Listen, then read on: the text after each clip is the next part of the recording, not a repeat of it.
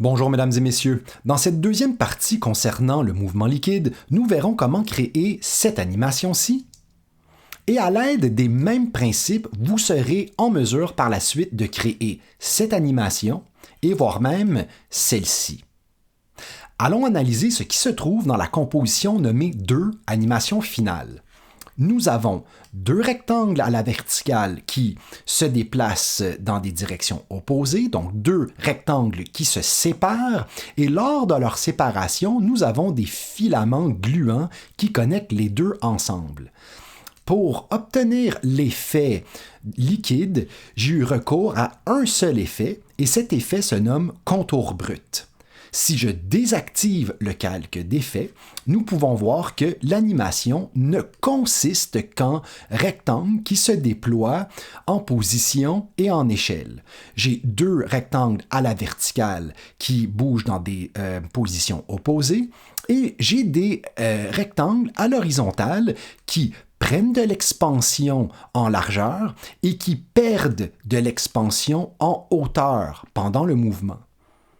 Les mêmes principes, donc je vous le rappelle, sont appliqués dans cette animation-ci et dans cette animation-ci. La seule différence ici, c'est que j'ai coloré les filaments en turquoise, donc de la même couleur que l'eau ici en bas, pour faire à croire que le A sort d'une étendue d'eau. Ceci étant dit, allons dans la composition nommée animation à faire.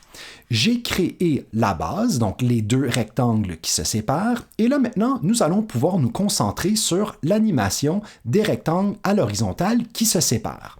Donc, nous allons vis-à-vis la dernière image clé, nous prenons notre outil Q pour nous créer des rectangles, et allons-y, créons-nous notre premier rectangle. OK, maintenant que mon premier rectangle est créé, je m'assure que son point d'ancrage se trouve au centre. Et là, ensuite, je le duplique tout simplement. Donc, commande D, je le déplace. Et si je veux changer sa taille, veuillez faire la chose suivante. Donc, double-cliquer sur le rectangle et ensuite changer sa taille. Pourquoi? Ben, c'est parce que en double-cliquant sur une forme dans un calque de forme, on n'affecte pas l'échelle du calque. Vous voyez ici, donc, mon rectangle, dans sa taille originale, a bel et bien en échelle 100% en X et en Y. Et après son changement de taille, il a toujours 100% en X et en Y. Et c'est très important pour nous de garder ces valeurs-là parce qu'on va en avoir besoin un peu plus tard dans notre animation. OK? Donc, ici, je vais dupliquer cette forme-là, je vais la déplacer, et encore une fois, je vais double-cliquer dessus et changer sa taille à nouveau. Excellent, j'ai 3 rectangles maintenant prêts à être animés. All right. Donc, rappelez-vous, ici, ce qu'on veut faire, c'est un mouvement dans lequel les 3 rectangles, dans ce cas-ci, vont prendre de l'expansion en largeur et perdre de l'expansion en hauteur. Pour ceci, nous allons utiliser la propriété échelle. Donc, je vais sélectionner mes 3 calques. Je vais aller retrouver ma propriété échelle, donc S. Et là, dès le départ, je vais activer le chronomètre. Maintenant, avant toute chose, il est primordial que nous désactivions, donc que nous déverrouillions ici les valeurs de X et de Y de nos échelles. Donc, j'enlève le verrou parce que nous allons devoir travailler avec le X et le Y de manière indépendante. Là maintenant, pour mieux voir ce qu'on est en train de faire, je vais désactiver le rectangle droit et le rectangle gauche, et voilà. Donc, au début de notre animation, ce qu'on veut, c'est qu'on veut que les rectangles soient complètement écrasés en X. Donc, nous allons maintenant mettre une valeur de 0% en X. Donc ici, mes rectangles ont disparu puisque je les ai écrasés en valeur de X. Et ensuite, si je vais un peu plus loin dans mon animation, donc vis-à-vis, si je vais dans le fond à la fin de mon animation, vis-à-vis les images clés de mes 2 rectangles verticaux, je vais remettre ma valeur de X à 100%, et cette fois-ci, je vais mettre ma valeur de Y à 0%. Ça me donne donc maintenant une animation dans laquelle mes rectangles prennent de l'expansion en largeur, tout en perdant de l'expansion en hauteur. 0, 100%, 100%, 0. Puisque l'animation de mes rectangles droit et gauche sont lissés, ben, je vais ici aussi lisser l'animation de mes trois rectangles. Question que le tout se déploie à la même vitesse. Alors, qu'avons-nous ici? Super, exactement le résultat souhaité. Il ne me reste plus maintenant qu'à appliquer mon effet de contour brut. Donc, je vais me créer un nouveau calque d'effet, donc calque, nouveau effet, et à l'intérieur de celui-ci, je vais appliquer contour brut. Et là, qu'avons-nous comme résultat? Ben, premièrement, on voit que contour brut s'est appliqué à tous les éléments de ma composition. On voit que l'eau ici est affectée, on voit que tous les rebords de mes rectangles sont affectés et surtout, on voit ces espèces de taches noires en haut. Bon, premièrement, pour régler les taches noires, ben, sachez que c'est le résultat, en fait, du contour brut, de l'effet contour brut sur la vignette. Donc, si je prends ma vignette et que je la place en haut de mon calque d'effet, ben, je viens de régler ce premier problème. OK. Maintenant, si nous allons dans notre composition 2, animation finale, on voit très bien que durant toute l'animation, l'eau, elle, n'est pas affectée. Hein, ce que j'appelle l'eau ici, le turquoise, n'est pas affecté. Et en ce qui concerne le rectangle, on peut voir que au départ de l'animation, le rectangle, donc les contours du rectangle sont parfaitement droits. Pendant l'animation, on voit que, dans le fond, l'extérieur des rectangles est encore une fois parfaitement droit, mais c'est seulement l'intérieur qui est affecté par l'effet contour brut.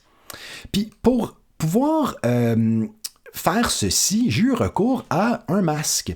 Et comme on peut voir donc au départ de l'animation, le masque que j'ai mis dans mon calque d'effet est écrasé en X également.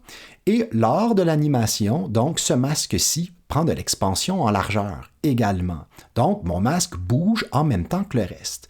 Et c'est comme ça donc que j'ai pu contenir l'effet contour brut seulement à l'intérieur de mon animation, entre les deux rectangles. Donc, si je me rends à nouveau dans ma composition nommée animation finale à faire, eh bien, bon, premièrement, je vais verrouiller ma vignette pour ne pas y toucher. Et ensuite, je vais appliquer donc maintenant mon masque. Rappelez-vous, pour appliquer un masque dans un calque, dans un calque d'effet, hein, tout comme dans un calque de précomposition ou même voire de solide, nous devons au préalable sélectionner le calque. Ensuite, à l'aide de l'outil forme, si nous dessinons une forme, eh bien cette forme donc devient un masque. Excellent. Donc là ici maintenant, ce que j'ai créé donc, c'est un masque qui se retrouve donc qui fait en sorte que mon effet ne se retrouve seulement à l'intérieur de celui-ci. Super. Maintenant, ben, c'est le temps d'animer ce masque. Donc, je vais aller à l'intérieur de mon masque. Je vais enclencher mon chronomètre. Je vais retourner au début de mon animation. Et là, maintenant, je vais double-cliquer sur le masque et je vais l'écraser. Donc, commande, clic, glisse. Puis, je vais l'écraser le plus possible pour qu'on le voit presque plus. Super. Je vais reculer maintenant. OK. Excellent. Puis là, maintenant, ben, comme je disais tantôt, puisque toute l'animation au complet, elle est lissée, je vais lisser cette animation-ci également. Hein, c'est logique puisque tout bouge en même temps. Et là, maintenant, qu'est-ce que j'ai comme résultat? Super. Tout va bien. Mon animation se retrouve, en fait, mon effet se retrouve seulement au centre de mon animation. Excellent. Bon, là, il me reste quelques petites choses à régler.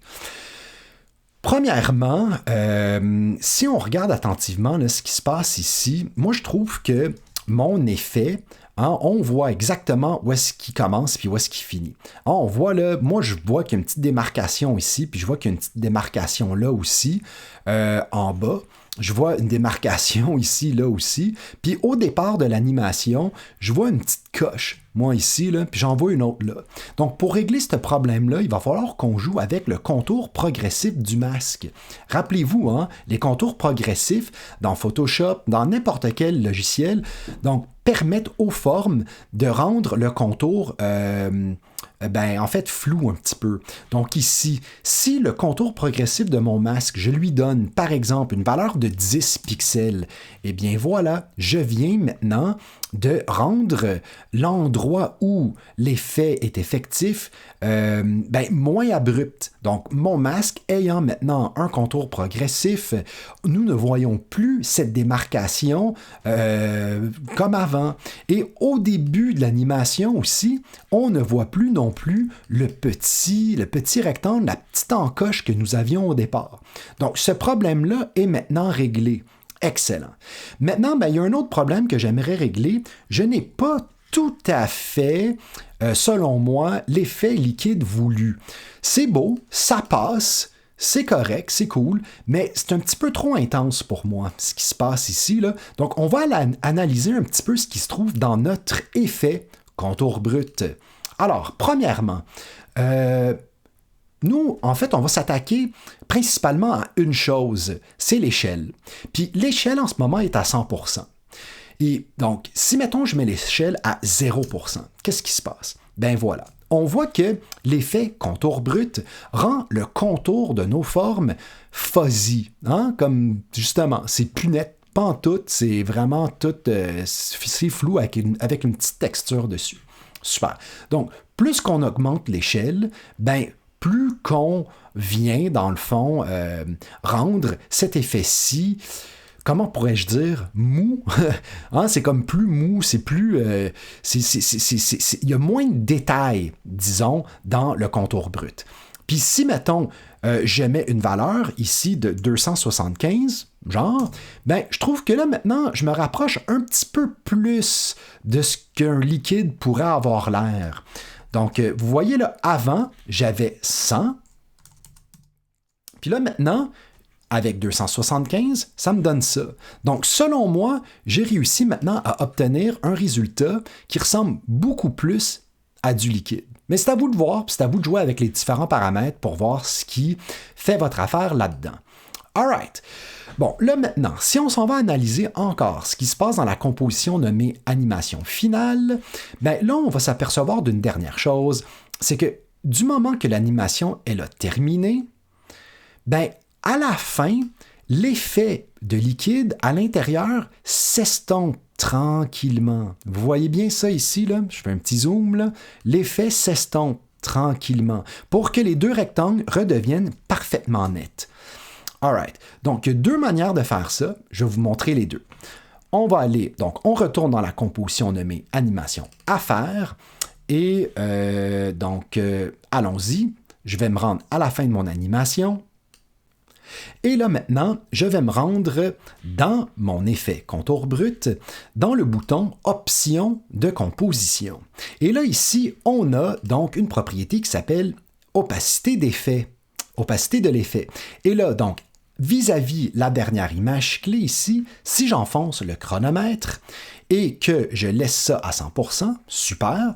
Et si je vais un peu plus loin dans mon animation et que je mets le tout à 0%, eh bien voilà, j'ai mon effet maintenant qui s'estompe tranquillement. Bon, là ici, je ne sais pas si vous êtes comme moi, là, mais il y a des petites choses qui me chicotent. Ça, c'est ce que j'appelle la version rapide de créer, de faire en sorte que d'annuler des effets. Hein? On peut annuler, là, tous les effets ont la propriété opacité de l'effet. OK? Fait que ça, c'est bon. Pour certains effets, ça marche super bien. Puis pour d'autres, comme celui-ci, je sais pas. Comme là, ici, là, à environ 50%, on peut vraiment voir la démarcation entre le contour brut actif et le contour brut qui n'est pas actif. Il y a comme une espèce d'effet de transparence qui me gêne personnellement. Donc, si vous êtes comme moi et que vous n'aimez pas ce look-là, eh bien, voici comment régler le problème autrement. Donc, je vais enlever ce que j'ai fait avec l'opacité d'effet. Donc, nous nous retrouvons maintenant exactement comme à un résultat comme nous avions. Donc, j'ai les deux rectangles qui se séparent. J'ai mis filament au milieu seulement. Tout est cool. Puis là, ben, à la fin, donc à partir du 12e frame ici, j'aimerais que le tout disparaisse pour que les contours redeviennent nets. Donc, puisque l'opacité de l'effet, moi en ce moment, ça ne m'intéresse pas vraiment, je vais me compliquer la vie un peu plus pour avoir un résultat beaucoup plus satisfaisant. Donc, pour que le tout fonctionne, nous allons à partir de maintenant enclencher le chronomètre de bordure, netteté du contour et influence fractale. On va se rendre un peu plus loin et là, pour ces mêmes trois propriétés-là, on va mettre la valeur à 0. OK? Et là, regardez bien la différence. On voit carrément l'effet de contour brut disparaître. Si je mets ça là, au milieu de l'animation, là, on ne voit pas de petites zones de transparence désagréables. Donc, j'ai vraiment ici un résultat qui me plaît vraiment à 100%. Super! Donc, mon animation est maintenant terminée. Excellent. Tout va bien. J'aime ça. Super. Là, maintenant, il me reste quelques petites choses à vous préciser. OK? Là, présentement, OK, j'ai le fond de mon animation. Ici, là, le fond mauve, il s'agit du fond de ma composition. Je n'ai pas de solide ici. J'ai utilisé un solide pour pour le turquoise ici en bas, OK?